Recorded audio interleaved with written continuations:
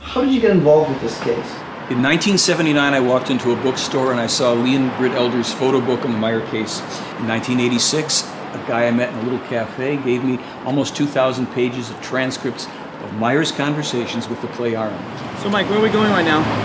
We're going over to do a radio show with Michael Parker at a radio show called Karma Air that broadcasts out of Hollywood, somewhere here on Sunset Boulevard, to discuss the Billy Meyer case.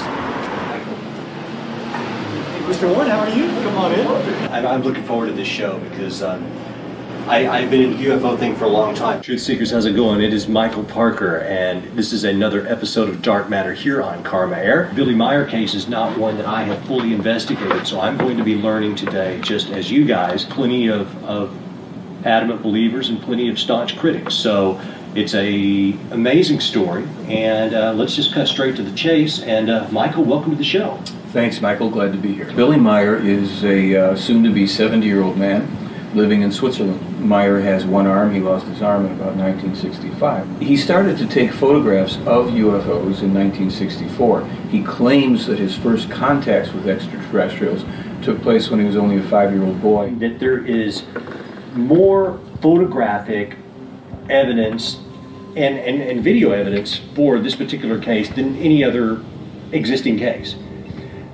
And it's almost so good that you're just like, holy cow. When he took a lot of this material, took these photos, there was no Photoshop, there were no home computers. If these had been hoaxes, his designs for these craft are quite interesting. These official contacts with extraterrestrials, taking hundreds and hundreds and hundreds of photographs and films and everything else that followed, the skeptics would like us to believe that this man, with no resources, working as a night watchman and on a partial disability pension, with one hand, is not only a master model maker, filmmaker, photographer, digital and special effects person, videographer, metallurgist, electronics genius, sound recording engineer, knowledgeable about topography and map making, geography, ancient history, mining, ores, agriculture, and 30 other disciplines that he's brought to bear in terms of the information in this case. They will credit him with that, but they won't say, hey, the guy's telling the truth, he's the one that's meeting with these people. In 1958, Meyer sent to the 25 European countries about 115, 120 specific predictions. The United States of America will be engaged in 2 wars with Iraq. The second war will be conducted under a president who is the son of a former president. The second war will lead to an unbelievable disaster. The end game is this, and this has been said even before we launched the war in Iraq, pertaining to U.S. military policies. Unless the United States withdraws from all military bases and from all wars and stops sticking its nose in everybody else's business around the world, there will be a third world war, which will eliminate 3/4 of the population of the planet.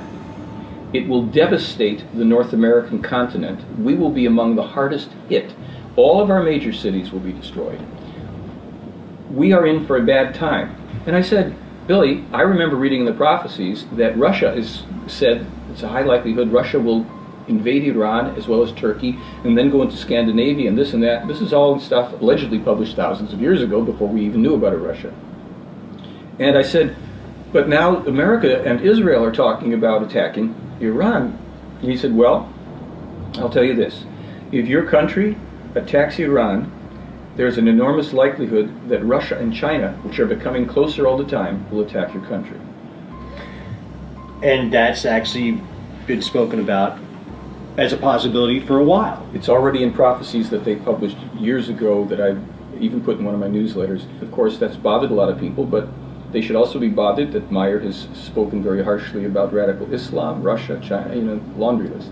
He was also told in January 2005 that AIDS has mutated and taken some new forms that are fast-acting and produce from the HIV full-blown AIDS within a matter of weeks.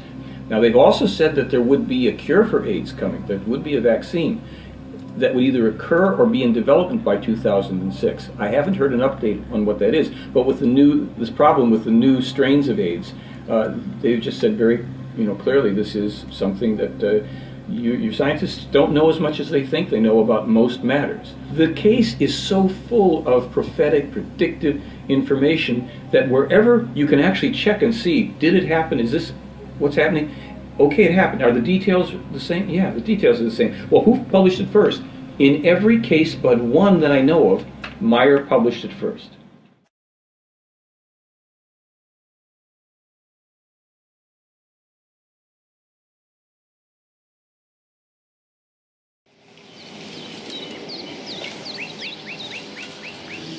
Hallo, wir sind an den Fluss. Oh, guck mal, was ist hier alles gibt. Guck mal, ein Engel. Dann können wir uns mal hochgehen. Nee, nicht da hoch. Da hoch willst du jetzt. Dafür hab ich Wir sind hier auf der Erde, um unser Leben zu führen, das Bewusstsein. We are here on Earth to lead our lives because our consciousness must be developed so that it gathers knowledge, gathers wisdom, builds up love, peace, freedom, and harmony. The human exists in the material life on Earth in order to learn, just as other humankinds do on other worlds in the entire universe. Im gesamten Universum dasselbe tun. Nein, ich kann es allein, ich bin kein Baby.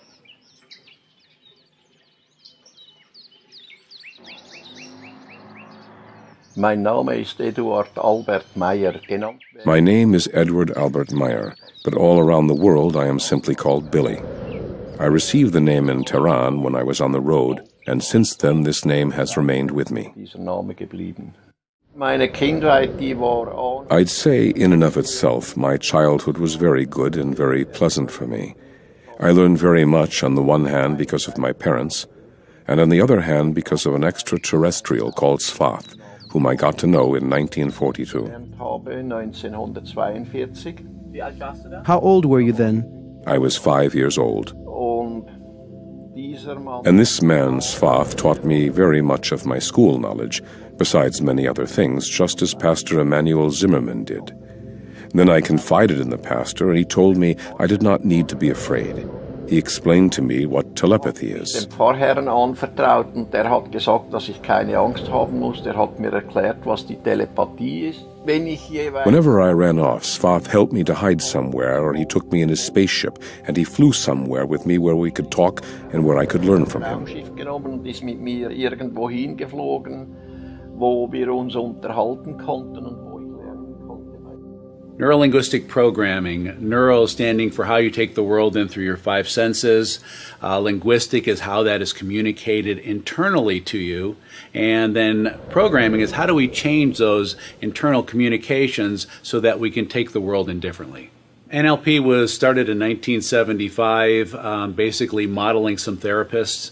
And now, today, it's really used much more as far as in the business community. So the skills of neurolinguistic programming are pretty much pervasive in healthcare and education in a lot of different places. What I'm noticing is here is that he is looking down to his right a lot. And when people look down to their right, very often they're accessing emotions. They're accessing aspects of what's going on from an emotional sense. He's also looking down a little bit to his left, which would be his analytical mind. So, but most of this is looking down to his emotional self. It looks like he's talking pretty slow at a nice pace, so that would be congruent with him speaking from his heart. His eyes, however, are blinking quite a bit, and that could be an indication, as far from a body language point of view, that he's actually not being congruent, that there's some nervousness there. However, if he is intelligent, that also may account for that and counter it. While the attacks on me and other people have been really relatively tame compared to what's been directed at Meyer, they've really only encouraged me to keep on going and get to the bottom of the story. So, Michael, where are we right now? We've just arrived at the Aquarius Hotel and Casino in lovely Laughlin, Nevada.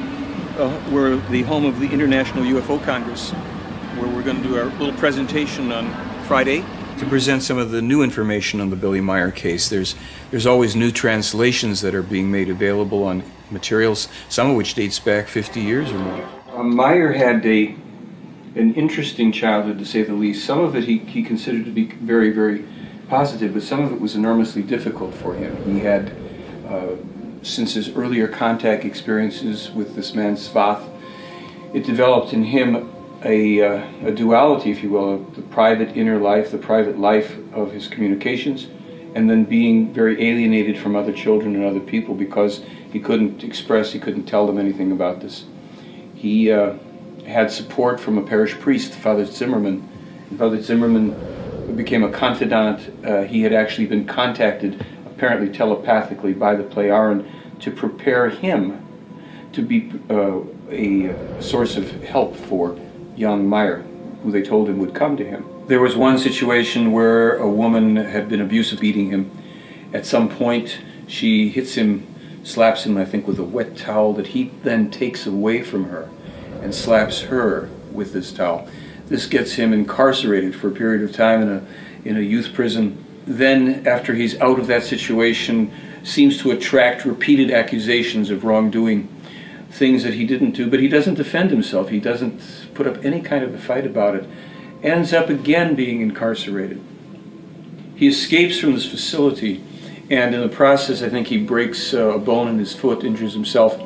He goes and joins the French Foreign Legion. We're talking about somebody who's 15 or 16 years of age. In die französische Fremdenlegion. I joined the French Foreign Legion because I simply wanted to leave everything behind me, the false accusations and so forth. I wanted to elude the court, and then when I was in the Legion, I came to the conclusion that that was not the correct way. He found himself with people who loved to kill and who were trained to become better and better killers. It was not something that was his calling.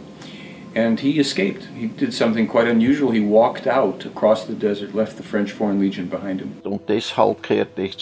That's why I returned to Switzerland, and I gave myself up to the authorities, who locked me up in an institution for more than 2 years. Anstalt eingelocht für mehr als 2 Jahre. He learns a variety of different skills. He's befriended by one or more people there who want to assist him and help him in his development, his life. He's a young person still. And many of these skills he would learn in prison, he would employ and use later in life in various ways. Die Reisen, die habe ich jeweils dort. In each case, I financed the travels by working underway, as is customary and right, to honestly make my way through life.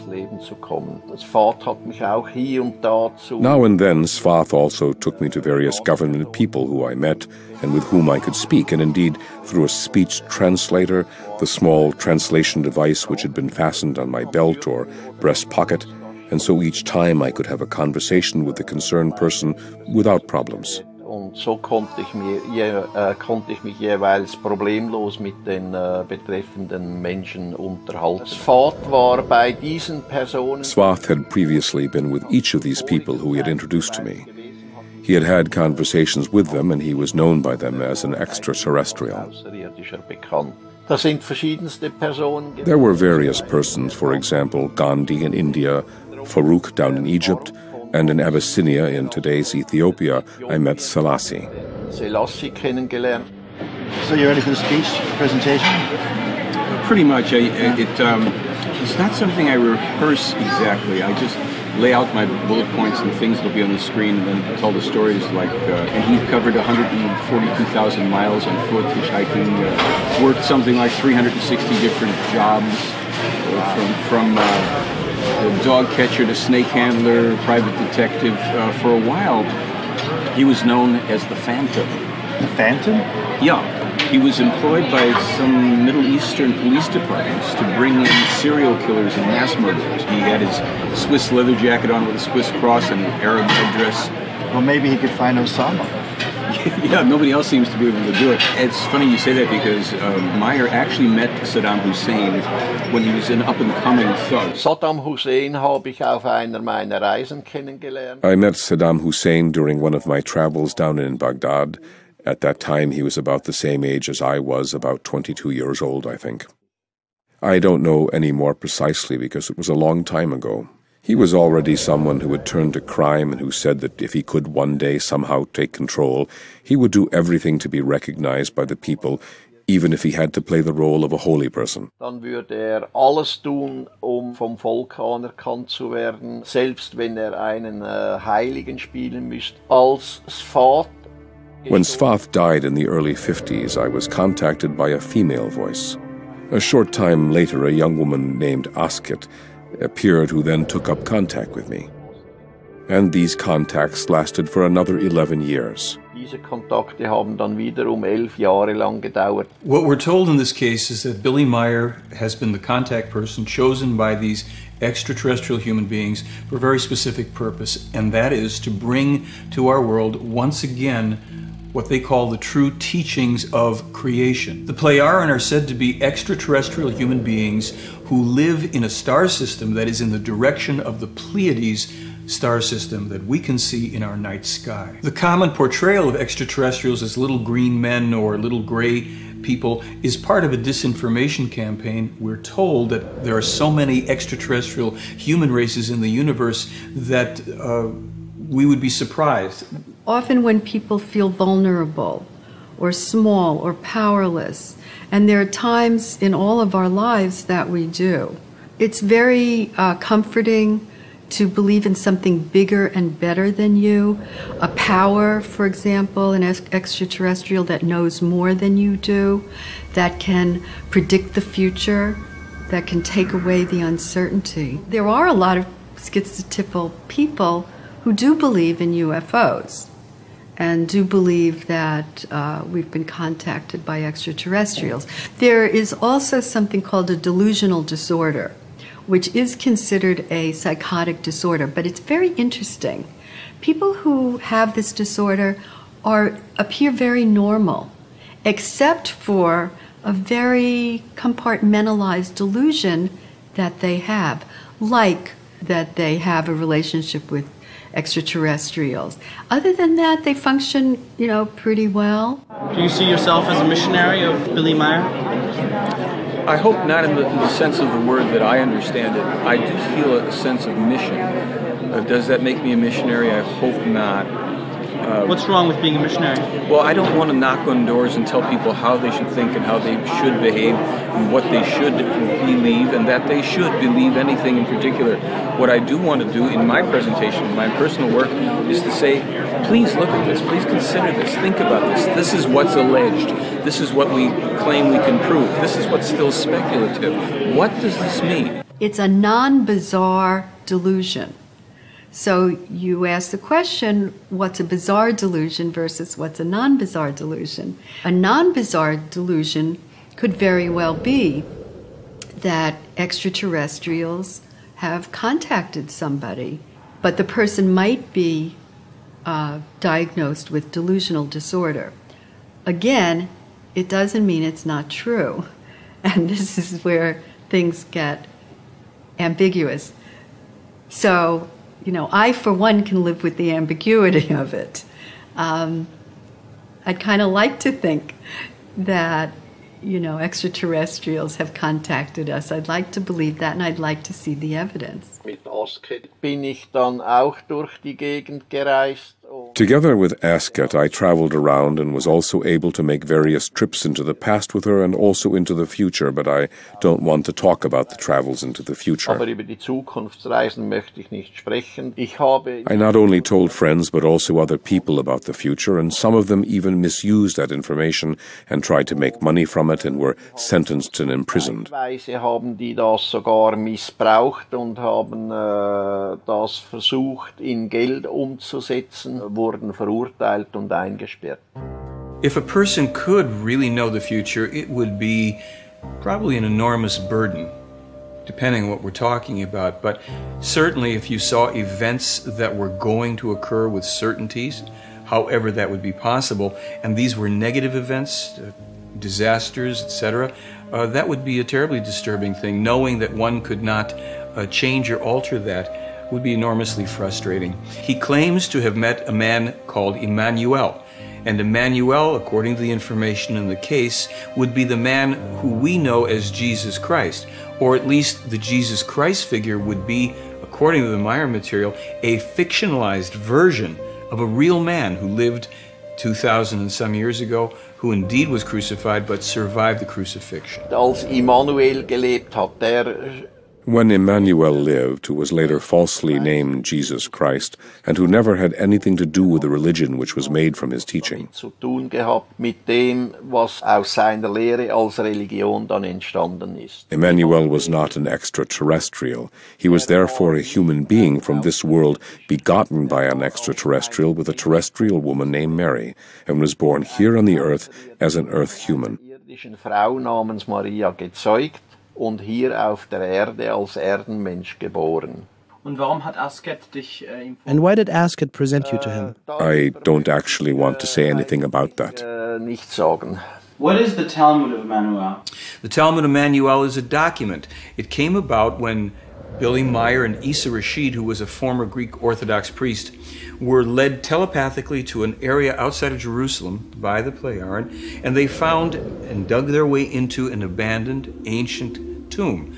The stones on the floor, concealed for a while, for 2,000 years apparently, resin-encrusted, animal skin-wrapped scrolls, which they took out and removed from that location. When they opened up one, they found they were in Aramaic. So Issa Rashid took the scrolls, began a translation process. In something like 7 years, he sent Meyer about 1/3 of these scrolls, translated from the Aramaic, in which they originally were, into German. He let Meyer know that he was now virtually on the run with his family for their lives. He told Meyer that there were certain religious factions of a couple major religions that found out that he had these scrolls and that wanted to take possession of them themselves. The information would prove to be enormously heretical.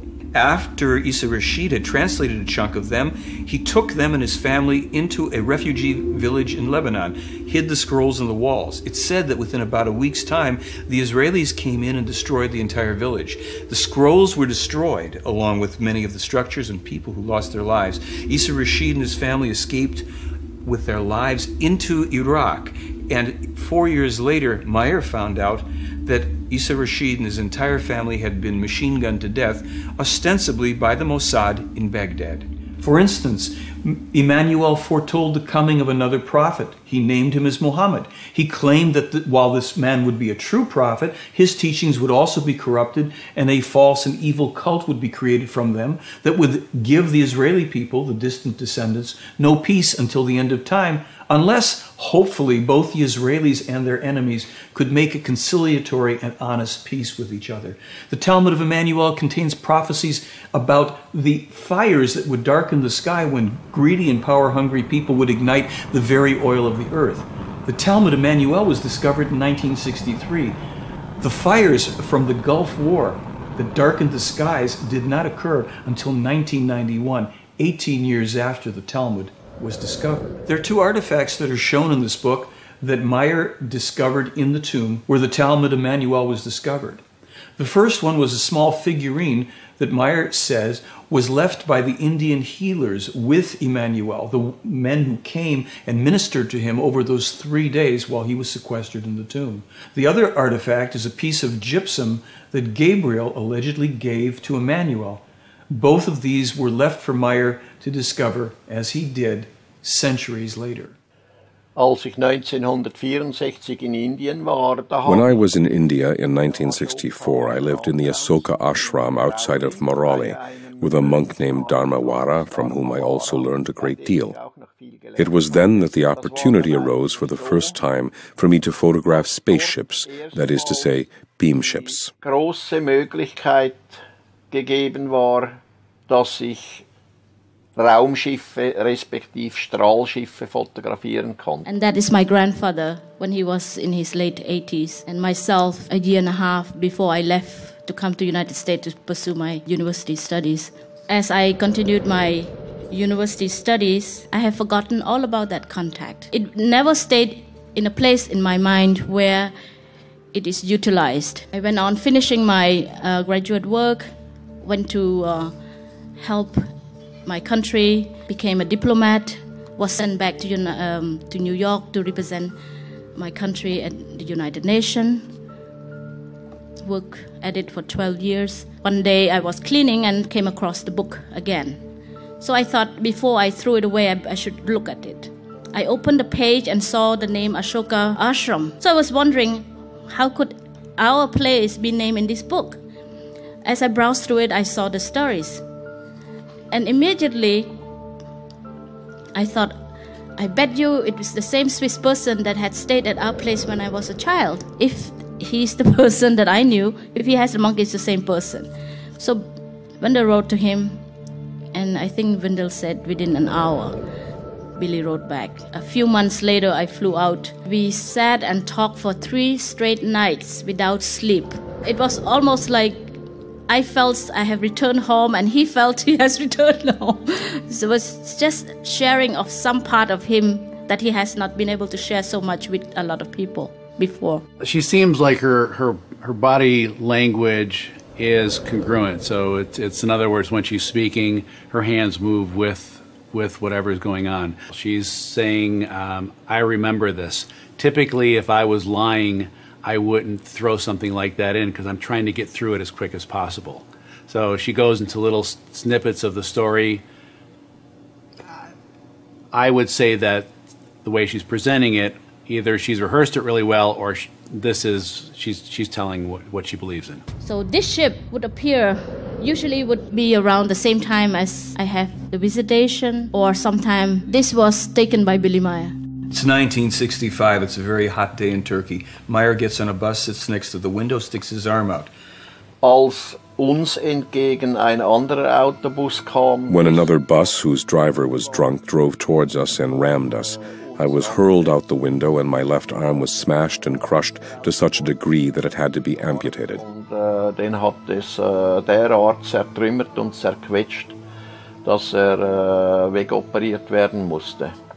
For the next month, he wanders around, hallucinating. The police recognize him. They knew him as the Phantom. Instead of shooting him on the spot, they took care of him until he was well enough to proceed on his way. Wobei ich jedoch nach dem Unfall, das muss gesagt. Whereby it must be said that after the accident I first went down to Kuwait delirious. What I had done simply wasn't appropriate.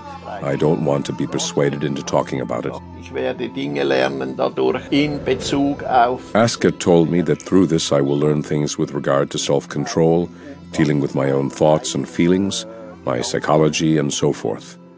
And it turned out that actually she had been right. Meine eigene Psychologie und so weiter und so fort. Und das hat sich dann tatsächlich auch so ergeben. Meine Frau, die habe ich dann in Griechenland nach I met my wife in Greece after my accident in Iskenderun.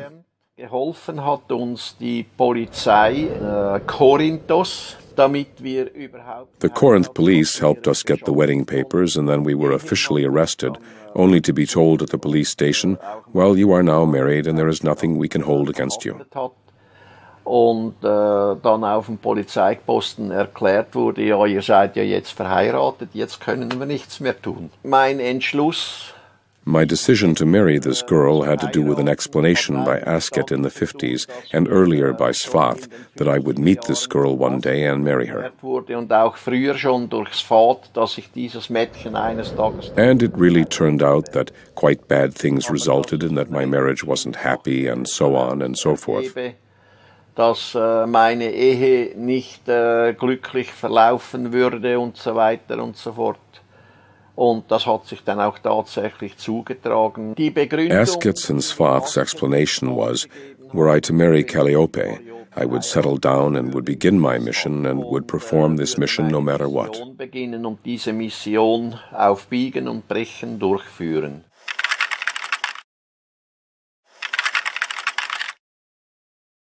The notion of there was a center didn't even occur to me until I was maybe 7 or 8 years old. For me, it was just a patch of land in the green hills of Switzerland. So I could be here, discover things, discover nature, ask questions about nature, and of course there were many people surrounding me from different parts of the world. By chance I found a book in a shop, and I found it with all the pictures of Billy. The book name was Contact from Pleiades.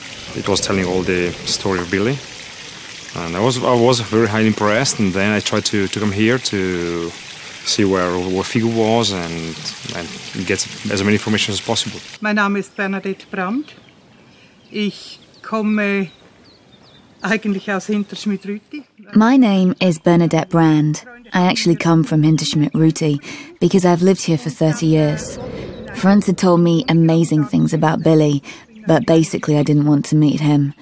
Then I came into a situation where I had to confront him and was unbelievably surprised that he accepted me exactly as I was.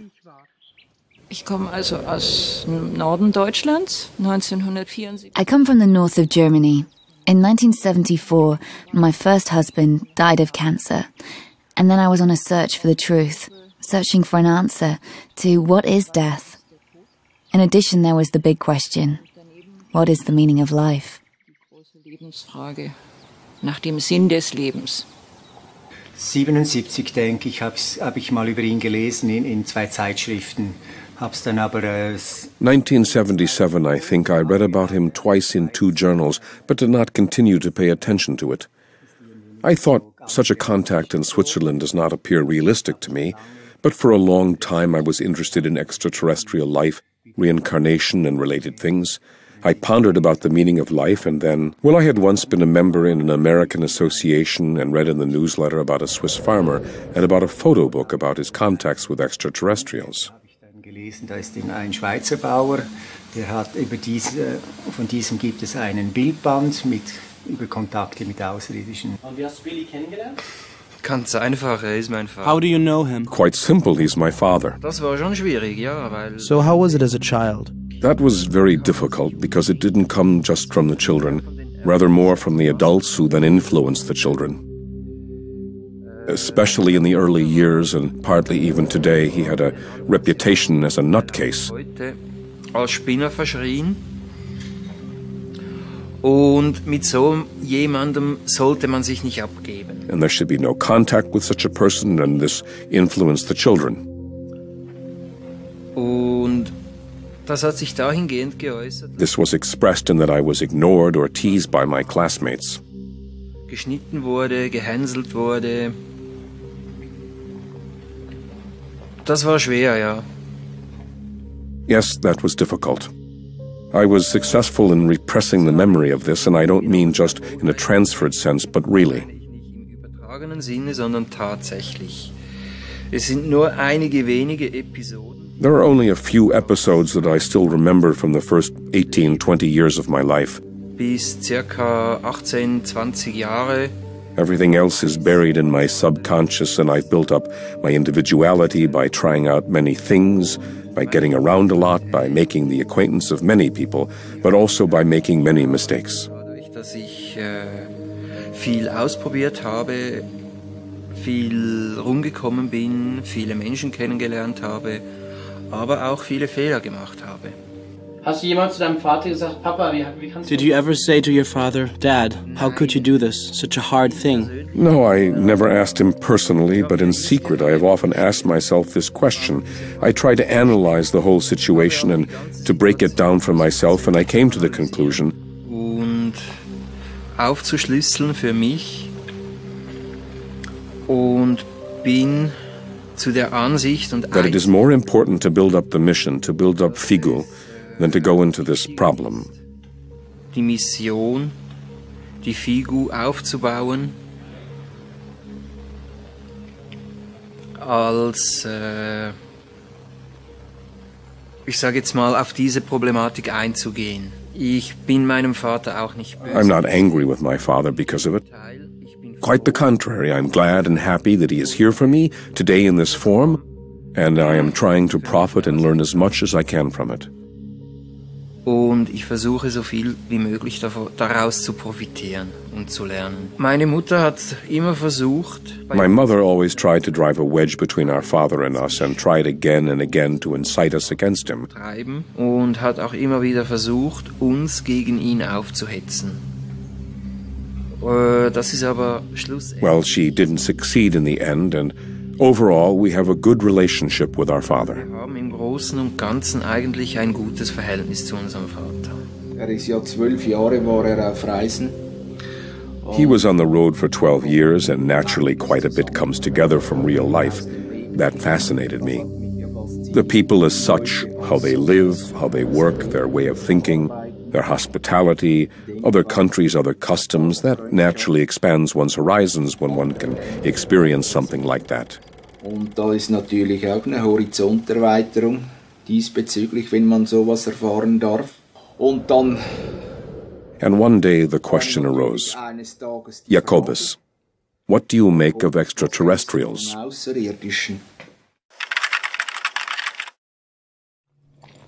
Wo die Straße in den Wald reingeht, da ist Langholz. Where the road enters the forest, there was a pile of long logs, and very good photographs were taken there. Wo gehen wir jetzt gerade hin, Billy? Where are we going, Billy? Down to Lower Satelik, where we were able to take photographs of Semjase's beam ship. Mit dem Strahlschiff von Semjase.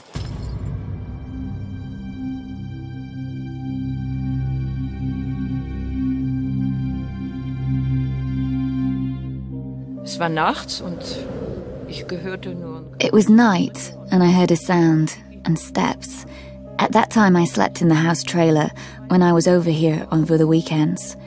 I went outside because I heard the name Edward, saw a large, white-haired figure in the half-darkness. Actually, it was more the silhouette I could recognize, and I simultaneously perceived I have to retreat, stand still, and go back to the house trailer. It was a wonderful feeling. Somehow I was inwardly fulfilled with happiness and light and sun and so forth, and naturally, I've never forgotten that. Sonne und weiß ich was, erfüllt innerlich, was ich natürlich nie vergessen habe. Ungefähr 1990 habe ich dann die Forschungsschiffe vom Dahl-Universum. Around 1990, I saw the ionizing hulls of 3 research ships from the Dahl universe. They were circling and looked like misty balls. I've also observed a mass sighting of Asina's people. It was at that time when Asina came to say farewell to Billy. Wenn ich Aufnahmen machen konnte, das war sehr selten. When I could take photographs, it was very unusual that other people, group members, could go with me and take photographs themselves. As a rule, I always had to go alone. Und auf halbem Weg hatte ich plötzlich so. And halfway, I suddenly had such a strange feeling, some kind of urge which grew stronger and stronger, and suddenly I knew what I should do. Wusste ich, was dies eigentlich sollte. I should look up.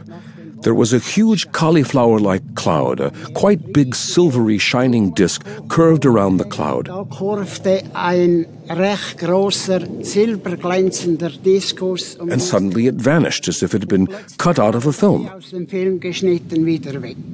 Ich hatte so in mir ein Wehmut. I had such a wistful feeling in me, something like homesickness. In my thoughts, I was always with this huge ship. Immer bei diesem Riesenschiff. Schiffe, UFOs oder Strahlschiffe, wie sie genannt werden. I had several sightings of ships, UFOs, beam ships as they are called, due to the fact that my father had contact with the Plejaren and repeatedly said, I have been called once again. Immer wieder gesagt hat und auch gesagt hat, so jetzt bin ich wieder gerufen worden. Es war für mich einfach selbstverständlich da. It has been a natural thing as I had been a part of it since childhood. Das war hier auf dem Centergelände. Hat Billy einmal gerufen, wir sollen kommen. It was here on the center's grounds when Billy called that we should come, and there was a tiny silvery point in the sky. And I was lucky 3 times to have had the occasion to photograph 3 UFOs. Ein Foto zu schießen, wo ein UFO zu sehen ist. Naturally, I didn't see them when I took the photographs, only when I had the photographs in my hand. So it was by coincidence? Yes. Was ich dann aber gesehen habe und was auch auf dem Bild dann drauf ist. While taking the photograph, I saw a fiery red big disc which didn't appear at all on my photograph. But what I also saw, and what was also on the photo, was some glittering drizzle which sprayed down from that disc. Zeugen dabei, als Semjase. Once I was with other witnesses when Semjase eliminated a freestanding, approximately 3 to 5 meter tall fir tree in a meadow. It suddenly disappeared. Weg vom Fenster. Der Apfel ist heute noch in dem Weg. The apple, which is still preserved today in this glass jar, has been here now for around 30 years. In spite of that, in my view, it still looks exactly as good as it did then.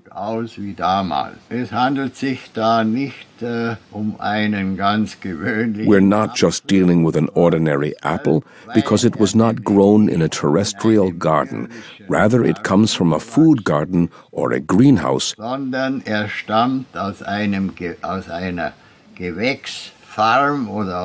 which is situated in Spaceship Commander Ishwish Patar's huge mothership. This is what's special about this apple.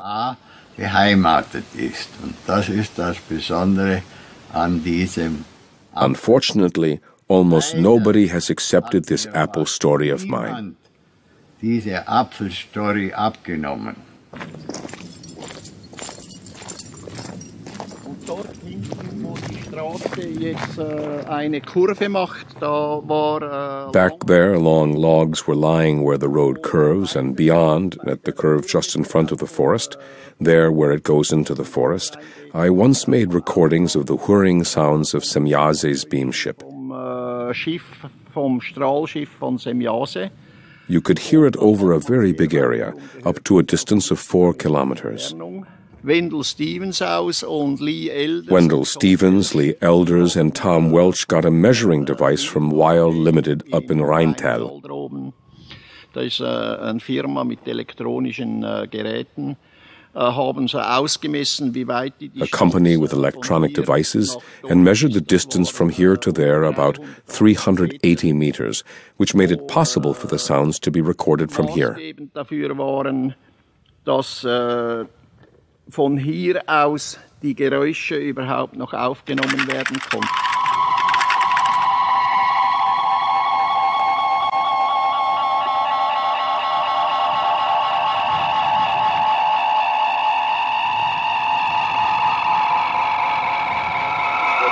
Is the 10 different frequencies are converging on one central frequency, which is, I find, very interesting. This is probably one of the most interesting things about the tape is that there are...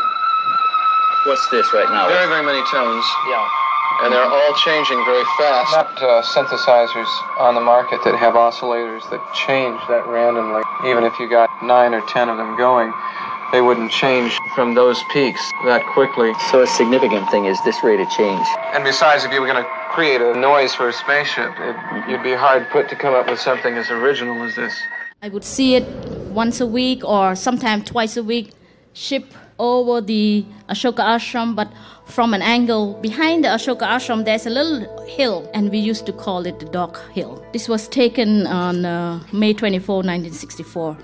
This was taken just on the side towards the east of the ashram. Sometimes I would see more than 2. There would be a whole bunch of them. Taken from monuments in that area. It's called the Qutub Minar. This is an old Indian historical monument. Very interesting and also important to me. A whole bunch of them. But this is one of my ayah washing my clothes, sitting on the veranda outside my room. When I had my experience, I have seen a lot of ships over the trees, near the well, on the doghouse. Sometimes it was very low. I could see a huge half of this room size of the ship.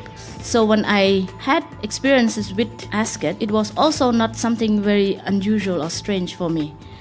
It was almost a return to some familiar state. Sometimes there would be a few villagers walking around and they would look up and see this. In the ashram itself, sometimes our servant would come and said, I saw something very strange. Have you seen? I would say yes, and that was the end of it.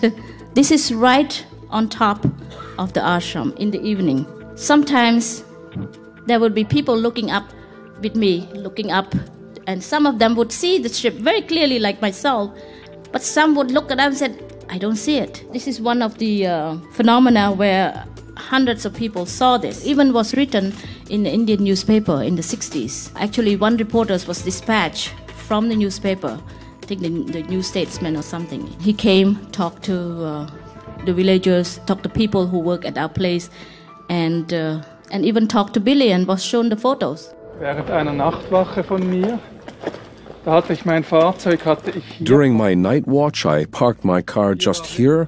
Everything was dark here, and I came walking along this road. Kam ich heraufgelaufen Und wie ich hier so entlang laufe.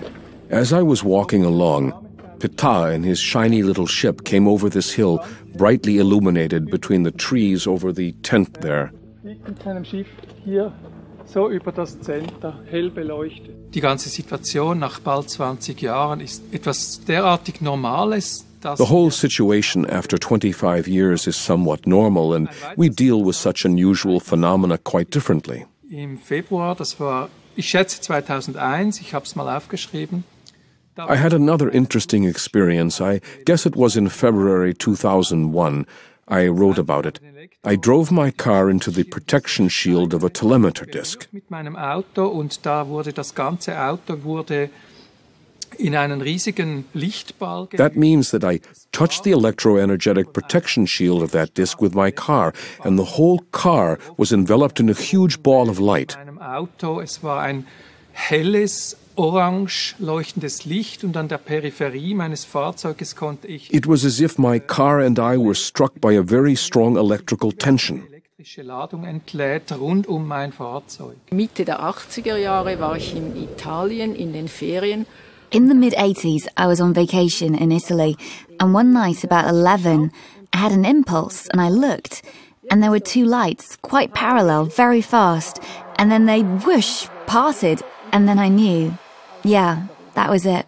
Ja, das war's jetzt. Also Außerirdische habe ich sicher noch nicht gesehen. Raumschiffe, ja, also irgendwas. I've certainly never yet seen extraterrestrials, but spaceships, yeah, something silvery in the sky. Well, I have to say that I have simply never been interested in spaceships. Spaceships are, for me, like cars. I'm not interested in cars either. They are a means of transportation.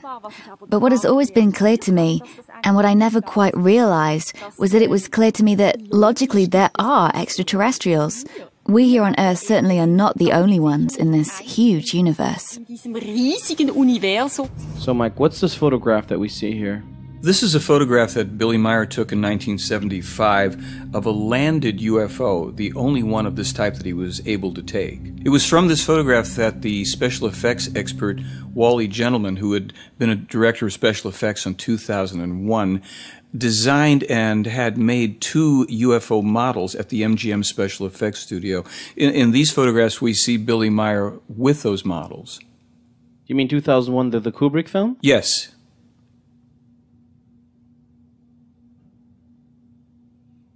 And what's the difference between these models versus, photographs that Billy Meier took of actual UFOs? Well, I think we're going to take a look at some of that. For instance, here we can see in this film the model, one of the models being handheld and walked about the property.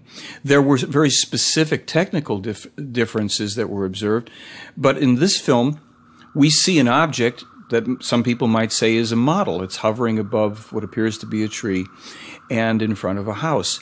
Is this one of his films? Or? This is one of Billy Meier's films, his earliest film from 1975. Some people would think by a string, but as you see this move off to the side, you notice the UFO hung for a moment at an angle, which is something that's impossible to effect with an object on a string.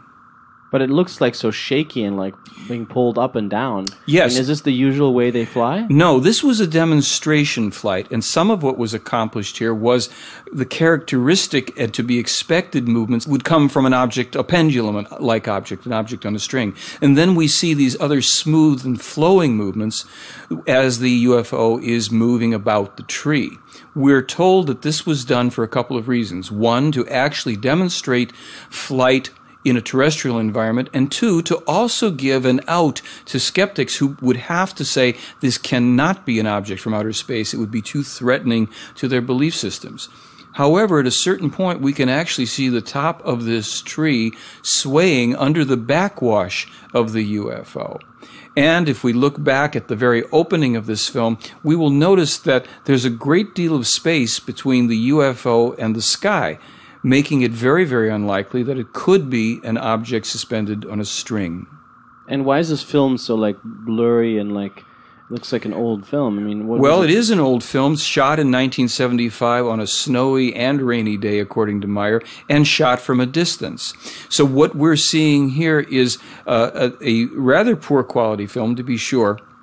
And we're just having to make the best of it ourselves in our understanding. Is this tree still there today? The tree is no longer there, as is the case in a couple of the other films and photographs that Meyer took. And what do we see here? Here is a much clearer film segment that Meyer took with a UFO hovering above a road, and we can see a car moving slowly to the left in the bottom. Oh yeah, that white dot there, yeah. The white dot. We're going to see another one in a moment. We also notice that there is a tree branch with some leaves to the left. Meyer was encouraged oftentimes to have objects in the foreground for perspective and calculating the distance. Here the craft is moved suddenly to the left, and it's exhibiting a characteristic floating motion that we're told is really the craft riding on the magnetic field of the Earth. In this film, we can see an object, a toy made in the 1990s, invented by physicists, called a levitron, that exhibits this type of movement as this object in these repeated frames floats above the base. We dissolve here into Meyer's UFO as it too is exhibiting that type of hovering, pulsing movement on the magnetic field of the Earth as he was told. Now watch as the object will suddenly dart away in one frame, disappearing from view. How is that possible? Meyer was told that they have technologies that allow them to move out of phase, out of dimension, within a part of a second. They can not only move out of dimension that quickly, they can also pop back into dimension. When the films were examined at Nippon TV, they discovered that indeed there had been no cutting and that the object not only disappears in one frame, but pops back in one frame just as suddenly as you see here. So where does it go while it's gone? Well, that's a good question. As we observe it here disappear one more time, we can wonder just exactly where it goes. I don't have an answer for it. That's Billy Meier in the lower middle of the film. He's walked into the film. He'd set up his camera on a tripod as we again see one of the UFOs hovering in the distance. And again, notice that it has this movement, the slight pulsing up and down movement as it rides on the magnetic field of the Earth. And this film? This film, Meyer has the UFO as it comes in closer. He also zooms in on it a bit, and we will see two very dramatic effects of a light flashing there from the top. There, yeah. You see it? And then from the rim of the ship. Why is it flashing like that? That was not explained. As a matter of fact, when Meyer mentioned it to them, to the extraterrestrials, they were surprised at that effect, and they wanted to see the film too. We see it again go on there. Now, as you watch this film, in a moment you're going to be able to observe more clearly that the craft is actually above the Earth. There's a bit of a hill or mountain just below the time codes there. So clearly this was photographed outside. This was filmed outside. And this is one of the films that the owners of Uncharted Territory, the Academy Award-winning special effects house, they viewed this film and determined that it was not a hoax.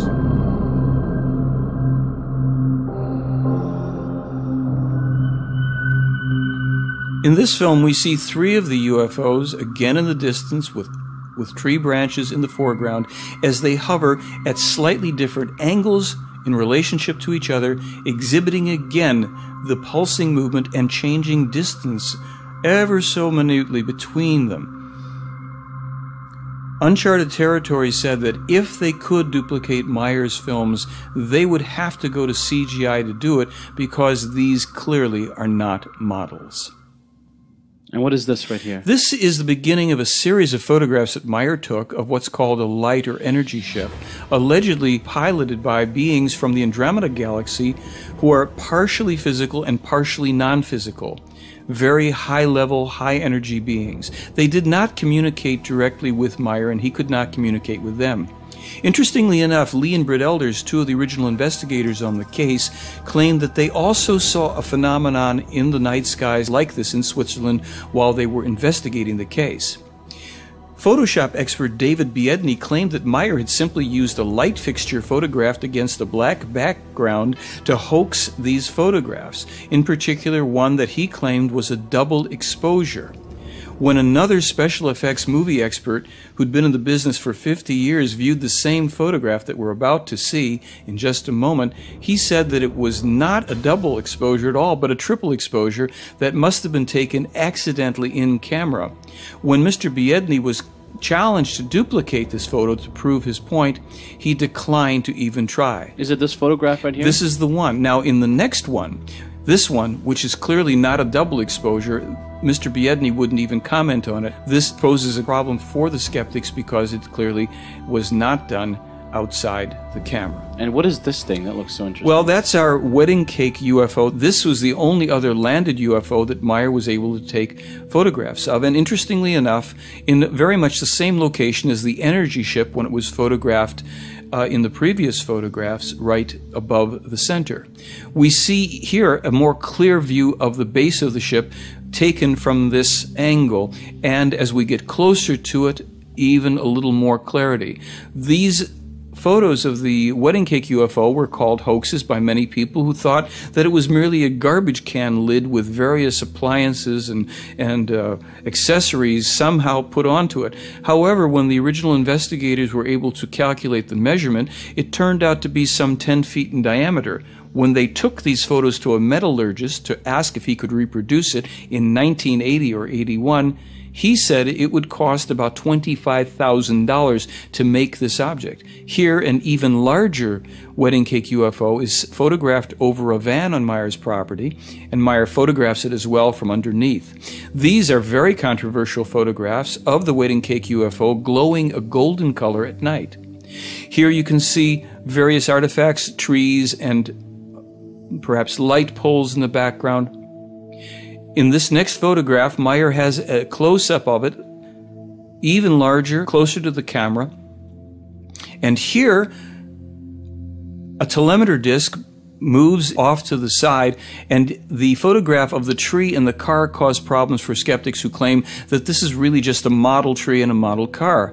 Here we can see the most dramatic of those photos as Meyer photographs focusing on the distant large UFO, which is behind the car and not in front of it. Here the object is now clearer, hovering, and we can see the base of the UFO at night as it glows golden color with various protuberances underneath.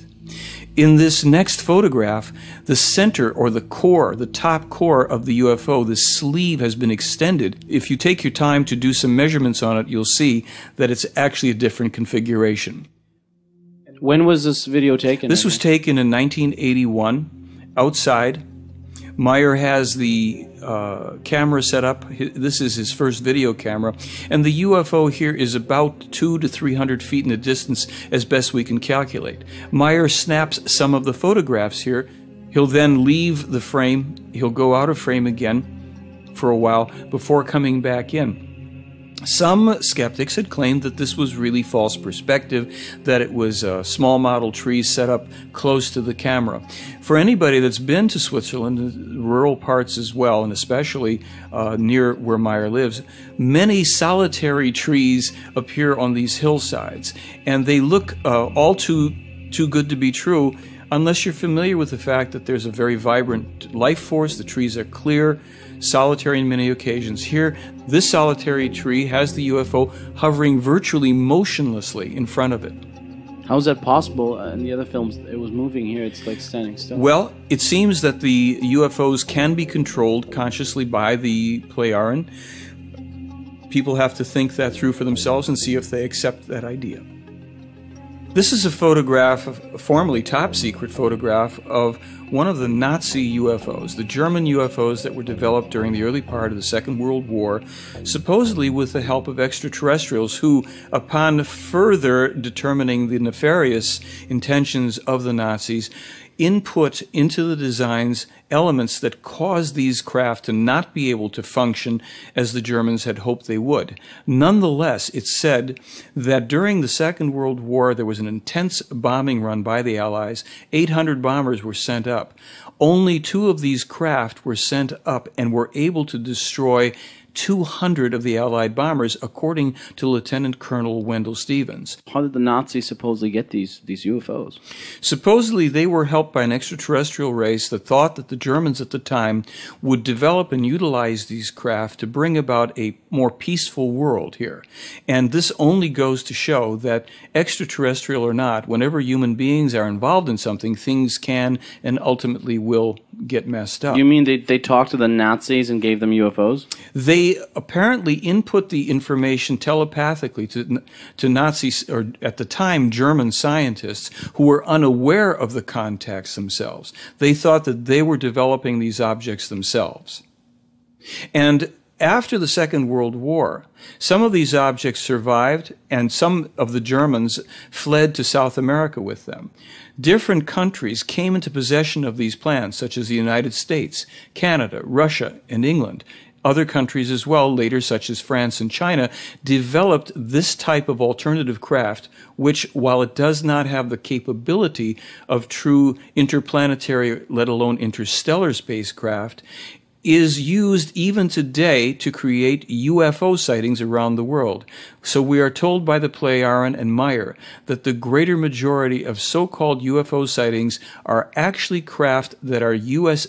and other secret military craft. The danger still being that a false UFO ET attack could be launched by one country or another in order to bring people under martial law and worldwide control. These are the only known photographs taken from within a UFO above the Earth, with two other UFOs visible. Meyer took these from inside Semyaze's ship. In this final photograph, we even get a clearer view of the Earth and land below. We're looking at photographs taken of Meyer holding a laser beam-type weapon on July 6, 1977. The photographer is the woman Manara, who brought him this weapon, an antique 600-year-old beam-type weapon. He looks a lot younger here than in the movie. He was about 40 years old at this time. And this is like another film of his? This is shot on the same day. This was actually the second time that a weapon like this was brought to Meyer, and they decided to both photograph and film him handling the weapon during this time. So does anyone else ever touch this weapon, or was Meyer the only one? Well, Meyer was the only terrestrial person to handle the weapon. Manara was the person who brought it, and another woman named Alina. Also, we'll see her in a little bit. We have some photographs of her. The weapon had some very unusual characteristics. Like what?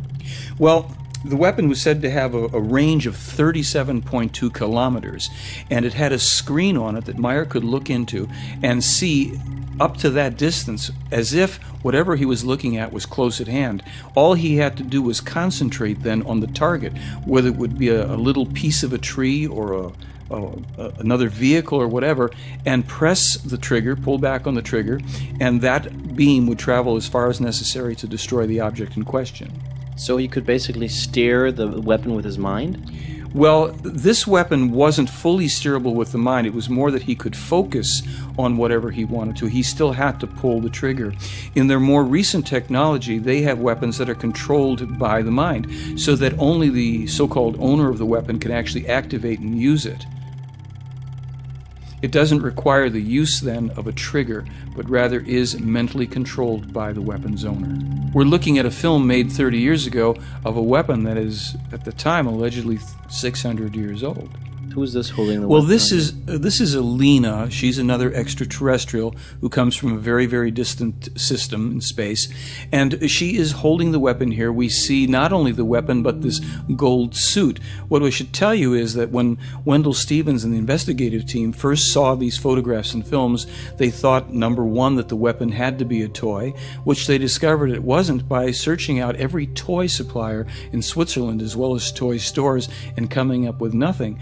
Likewise, they searched out through sporting goods stores and clothing manufacturers this type of an outfit, as well as simply looking for a fabric that would behave and appear as the apparent gold foil of Alina's outfit does. They couldn't find that either.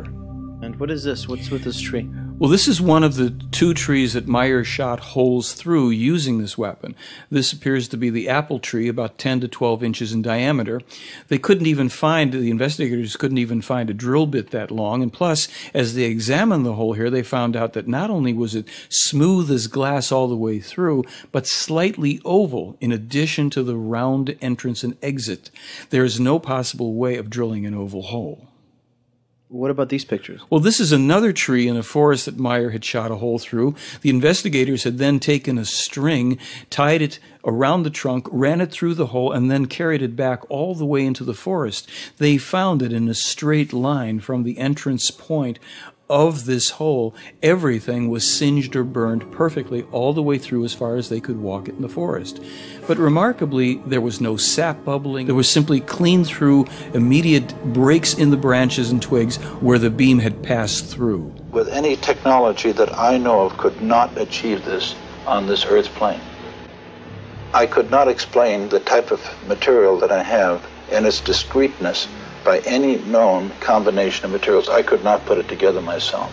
The elements that we found were totally surprising. The major element, which is shown here, was the rare earth metal thulmium, Thulium. It was totally unexpected. So now we've seen silicon, iron, thulmium, silver, and copper, all in a specimen about this big. When he examined the metal under electron scanning microscope, he then found the micro-machining, which was a clear evidence to him that this was a deliberately manufactured product. We found evidence of what looks like mechanical manipulation. One sees now discrete marks in a diagonal form in this direction and marks in this direction. But what is exciting, it looks like it's been plowed. In other words, a pressure, and there is a scarfing on either side. Do we know what this metal is used for? We're told that these metals were representative of a number of the different stages, 7 stages of manufacturing that the Plejaren go through to create the metal for their spacecraft. I don't know how beneficial it would be for us. They're always more advanced than we are, so we're the savages in the jungle, and that's not always beneficial for the lesser evolved person. But they're here studying us, and we should know about it, I think. If these ETs exist, why haven't they contacted us? Well, actually, there's 2 answers. Number one is they certainly did try to contact us, meaning the government of the United States, in 1979. There was a letter sent to the Carter administration. But when I read that letter, I really understood why the contact didn't take place. It really was demanding such profound changes in the consciousness of people in this country that there was really no chance that they were going to go for it. Specifically, that President Carter and his administration revealed to the American people that all of the religious beliefs here are based on fantasy, nonsense, and lies. All the world coverage of this case became a milestone in ufology. And of course, the wonderful pictures and movies. For the first time, we had a strong documented cases with strong evidences, hard evidences in video and photographs, physics, solid materials from another world to analyze, and also scores of testimonials by Billy Meier of his contacts. So I think this is, at this moment, this is a legend in ufology. Throughout history, we know there have been lots of times when, the world has believed, for example, that it was flat, and then it was discovered that it wasn't, and it only took maybe 1 or 2 people to believe that. So it's what we call a type 2 error in research. In other words, that you reject something that actually is true. Die Lehre des Geistes oder das Wissen, dass die The teaching of the Spirit, or the knowledge that is transmitted to us by the Plejaren, is so fundamentally different from everything else here on Earth.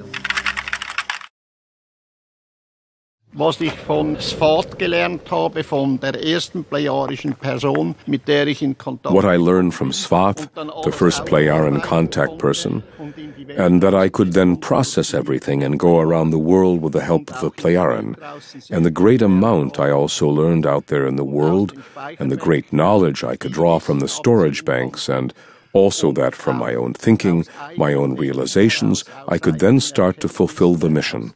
Die Mission dann zu erfüllen beginnen konnte. Das sind nicht einfach. All of this wasn't simply information being given to me, rather I had to work for it all by myself. The German language is the best language that one can actually have in the world in order to precisely and clearly explain everything just as it really must be. What we are disseminating from here, the center in Hinterschmidruti, is simply only a teaching. And we call that the teaching of the Spirit, or spiritual teaching, or the teaching of truth. Consciousness-related evolution is the real meaning of life. Lehre der Wahrheit. Rund 400 verschiedene Schriften, rund 40 Bücher und jedes Buch. About 400 different texts, about 40 books, and 3,000 copies are printed of each book, which makes 120,000 books. Also 120.000 Bücher.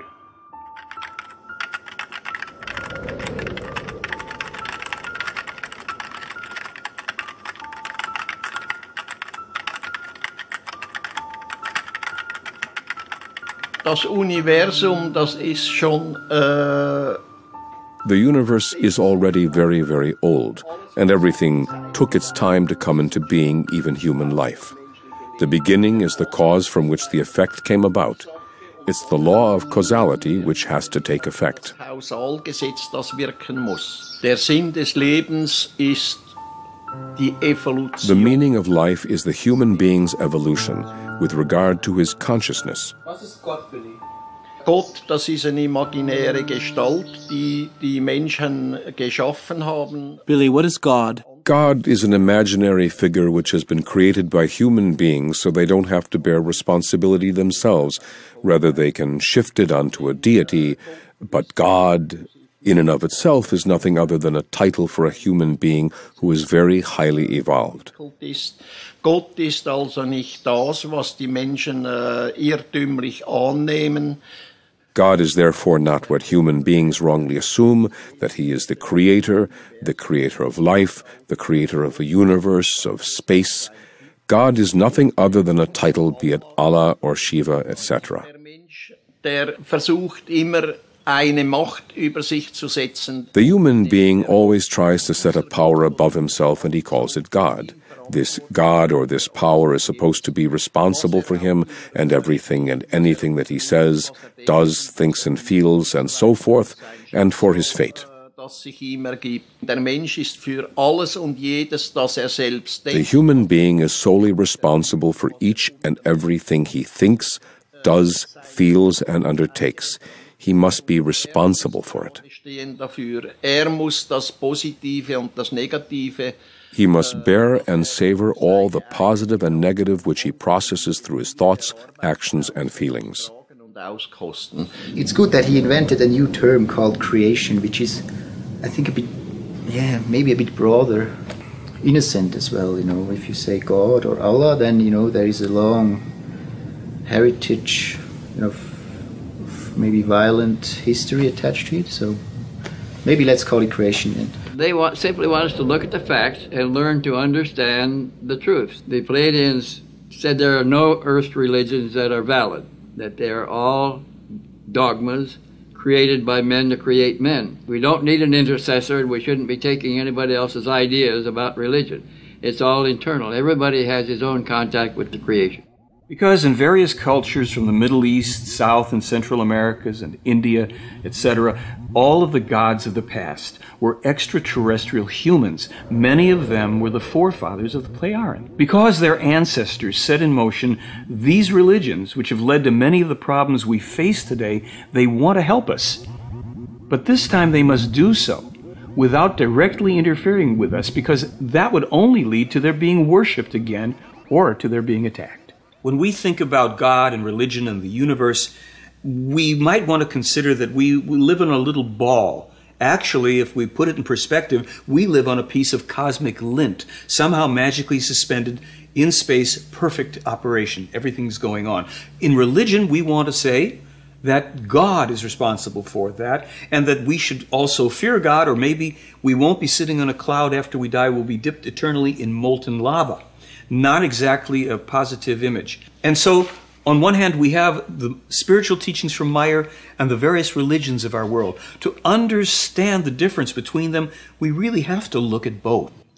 Then the human beings are no longer in a position to think for themselves.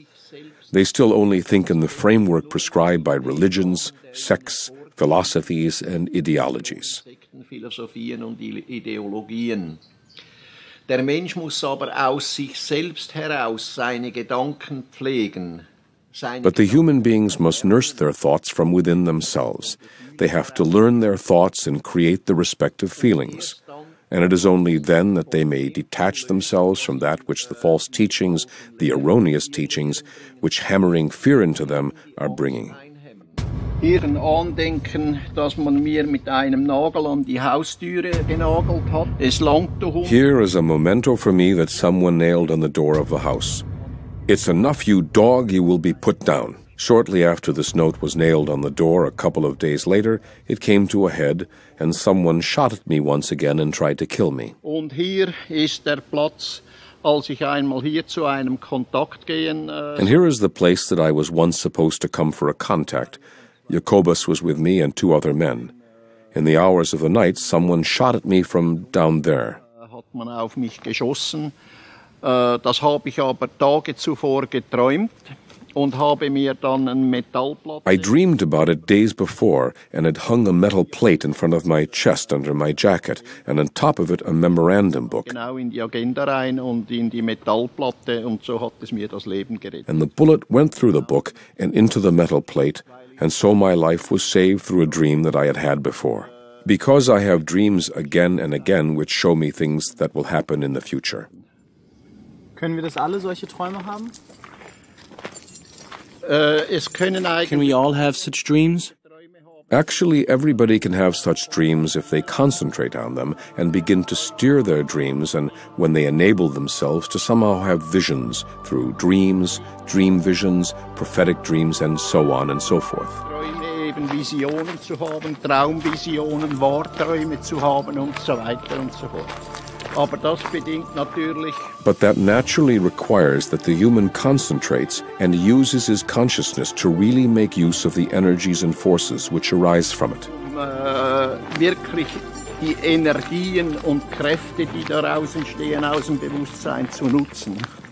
Meyer is not a pacifist. His position is that self-defense is a basic human right, but that weapons may only be used if there's absolutely no other way to defend one's own life or someone else's. Even then, killing someone in self-defense should be the absolute last resort, so going to war or attacking other persons who do not directly threaten oneself or others is not self-defense, but a punishable crime.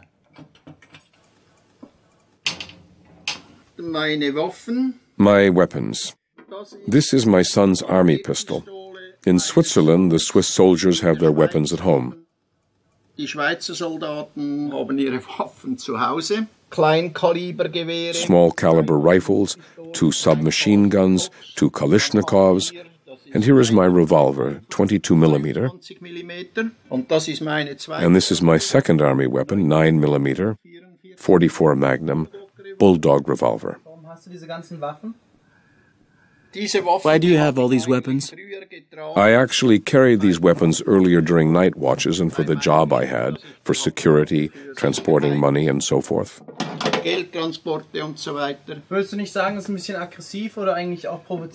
Wouldn't you say it's a bit aggressive or even provocative to hoard so many revolvers, so many weapons? No. And this is my army pistol. What do the Plejaren say about self-defense? And what about carrying weapons? Self-defense with weapons is actually only appropriate if it effectively involves defending a life. Wenn es effektiv darum geht, ein Leben zu verteidigen. Ich sehe mich ganz einfach. I see myself quite simply as a teacher, as a herald, even if they say that I am a prophet, and I simply see myself as a quite normal human being. The silent revolution of truth actually is exactly the appropriate name for what we are doing here. First of all, it has to do with self-responsibility, and that the human being learns to go back to his roots without any compulsion, and learns to be a human being. Und das ohne Zwang. The Plejaren say that they know, not believe, but know that there's such a thing called the human spirit. And there is a soul, but the soul is a transitory element of human being, kind of located in the solar plexus primarily, and it dissolves after death. Let's get back to the human spirit. That is the eternal and immortal part of us. There's a physical location for it, which is deep within the brain. They claim that they know this to be true, and that they also know that people live numerous lives. We're talking about millions and millions of different incarnations. So in terms of reincarnation, we might have a slogan that says, don't worry about dying, you'll live through it. In living through it, it means that you actually are born again into a different personality. They know, therefore, scientifically, that the human spirit comes into the fetus at the 3rd week, the 21st day. Therefore, they allow abortion up until that point, but they don't allow it afterwards because they consider that that would be murder. So in our world, because we don't know for certainty that there is a human spirit, we don't know that there is reincarnation, we either believe it or we don't, we are polarized. Those people who believe that abortion is okay under any conditions, and those who believe that it isn't under any conditions. Both sides are actually right and both sides are wrong. Once we know scientifically that there is a human spirit, and when it comes and attaches to the embryo, we would resolve that polarization just as the Plejaren apparently have.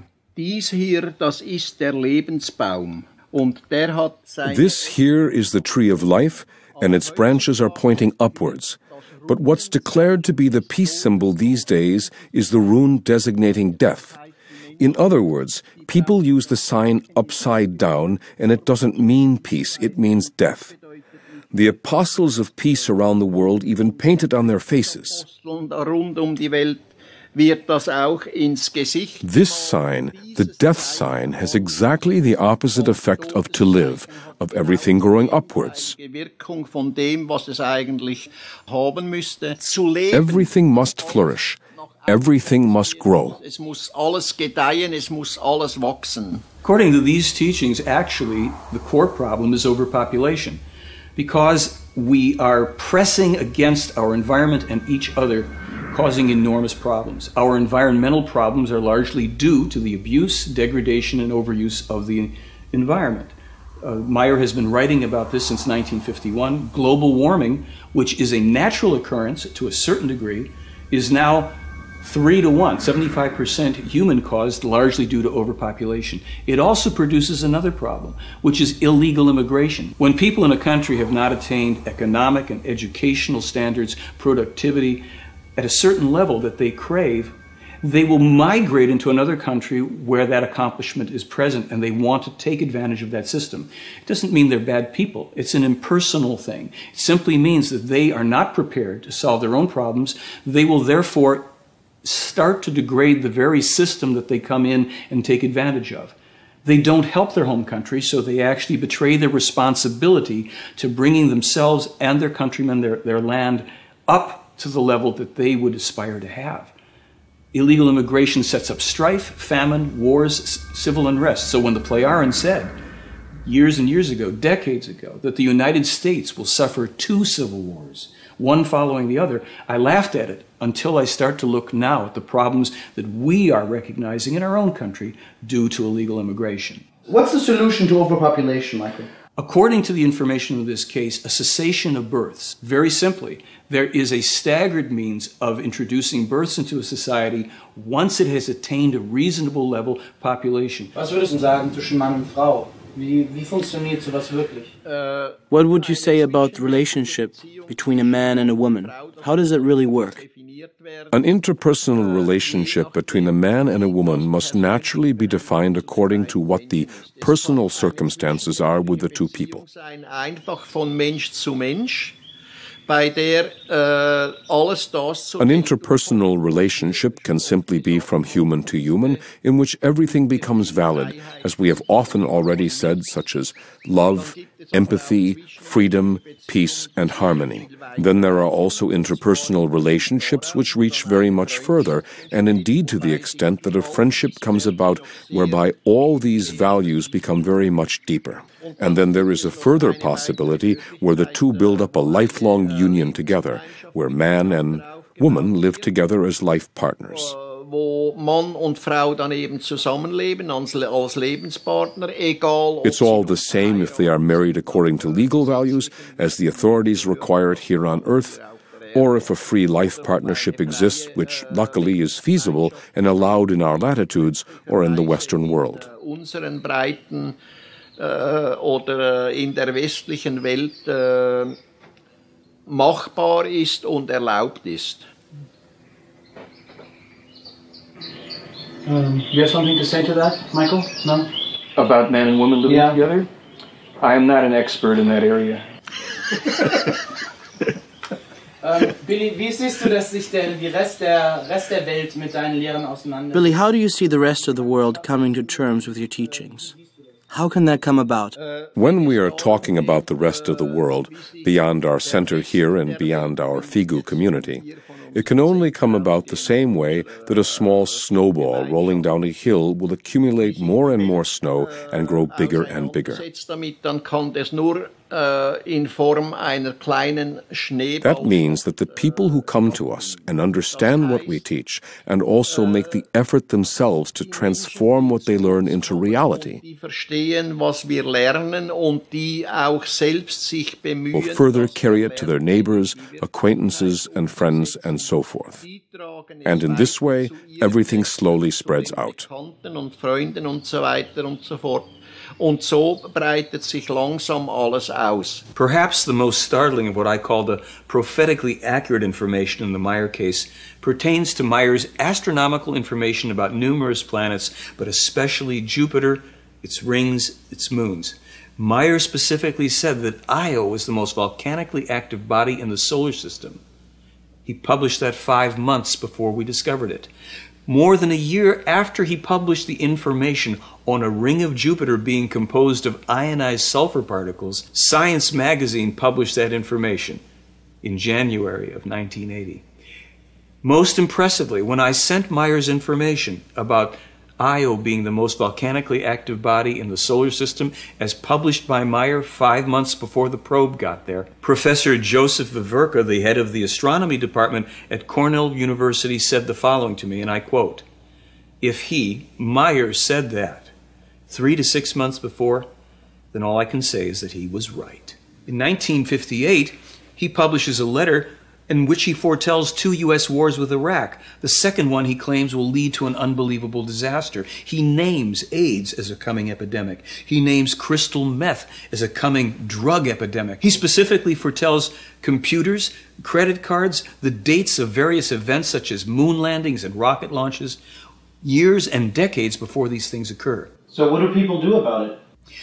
The problem is that we, the people of Earth, do not learn from prophecies and predictions. We do not seem to have the common sense, let alone the wisdom, to take the warning about things that are going to occur.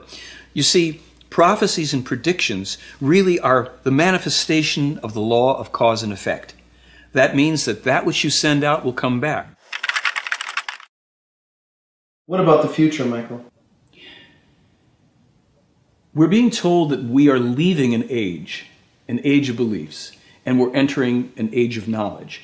It's a difficult transition, this movement into the future. It's going to be uncomfortable because we've relied so much on belief and not enough on knowledge. If you get on an airplane, you're going to fly somewhere, do you want to know that the pilot believes he can fly the plane or that he knows how to fly? We've been given a weather report. Prophecies and predictions, the difference between the two, prophecies are the likely outcomes of events that are in motion, the effects of causes. If we don't rectify them, we get this negative outcome called a third world war. Predictions are things that the iron claim are set in stone, and they usually relate to more cosmic events, a planetary body, a meteor coming through, a volcanic eruption, or an earthquake that has nothing to do with human activity. In terms of the things that we're most concerned about, a third world war, or terrorism, let's take the Third World War. It's not written in stone. It's just that it's a high probability unless we as human beings go right back to this core principle and take responsibility for our thoughts. Do we want to keep seeing the world in this way? Do we want to empower people who are going to lead us in these dead-end directions that only lead to destruction? Here's an unfortunate truth. Our country, the United States, in the past 60-some years, has launched over 200 unprovoked attacks against other people. The law of cause and effect tells us that sooner or later that pendulum comes back, and it comes back as a wrecking ball. The war against terrorism will not be won militarily. Not through aggression against people who had nothing to do with it, not through recruiting more terrorists by bombing innocent people. The way they recommend, and they say it's an age-old solution, that all countries on earth must contribute equally to a true peace combat force. This is a force of armed soldiers under true international law that are sent in to put down terrorism, insurrections, wars, and criminality and aggression. We could put down this type of terrorism in a very short order. Do we have the will and do we have the wisdom to do that? True leadership from here on only comes from the bottom up. It's not going to come to us from the top down. We are in a time of false leadership. If we recognize a person of integrity who stands for truth and is willing to buck the tide of all the pressures, political, religious, and everything else, yes, we should support that person. As it said, it will be later on in time the true mothers of the millennium who will bring peace and harmony. The women will come into their true feminine power, not the imitation of male power. They will be in balance with that, and they will bring that element strongly forward so that peace will come. As we go into this new time, structures are dissolving and they're falling apart. But that sounds like doom and gloom. It isn't really. It's that the seeds of a new time, the seeds of new understanding and harmony and peace are developing in the fertilizer, if you will, of these very, very difficult times that we're in. Wenn ich darüber nachdenke, was sich ergeben hat. When I ponder the negative and positive which have occurred in my life, I have to say that I realize it is necessary that the human being experiences both, the bad as well as the good. Dass es notwendig ist, dass der Mensch beiderlei Dinge erlebt, die schlechten sowohl wie die guten. I think if we embrace the idea that we are going to courageously move forward to discover how we can bring about the kind of harmony that every human being craves within themselves, we will awaken to this age of knowledge and to all of the parts of it that would come with it. This isn't just about ETs and UFOs, as fascinating as that is. It's about us and our future survival. The more I read, the more I felt that I had a personal mission to help prove a lot of these prophecies wrong by instilling some hope and directing people to think for themselves so that we can leave a world for our children that's going to be a lot better than the one we're living in now. If this all turns out to be a hoax, what would you say? Well, for me, I'd only have one question, and that would be, how did he do it?